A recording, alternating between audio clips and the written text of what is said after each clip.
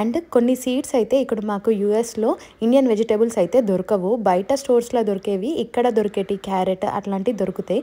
అవి కూడా $3 అట్లా ప్యాకెట్ ఉంటుంది. సో ఎవ్రీ ఇయర్ $3 ఎందుకు పెట్టడం అని చెప్పి నేనైతే కొన్ని సీడ్స్ ఆపుకుంటా, మళ్ళీ అందులో నుంచి వచ్చిన సీడ్స్ సేవ్ చేసి పెట్టుకుంటా.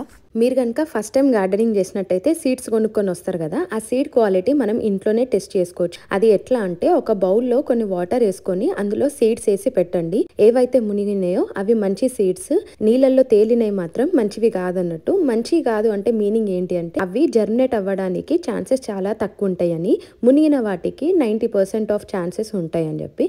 ఇంతవరకు నేను మా గార్డెన్లో మా ఫ్రెండ్స్ దగ్గర అన్ని ఎక్కల నుంచి కలెక్ట్ చేసిన సీడ్స్ అన్ని చూపిస్తా రండి. ఈ సీడ్స్ కలెక్ట్ చేసుకోవడం కూడా చాలా ట్రిక్కీ. కొన్ని అయితే మస్తు చిన్నగా ఉంటాయి, అవి ఇట్లా ముట్టంగానే పడిపోతా ఉంటాయి. అండ్ చాలా జాగ్రత్తగా సేవ్ చేసుకోవాలి. ఇవన్నీ కూడా మా గార్డెన్ లో ఆల్మోస్ట్ మా గార్డెన్ లో పెరిగినాయి. చిక్కుడుగాయనైతే నేను లాస్ట్ ఇయర్ ఒక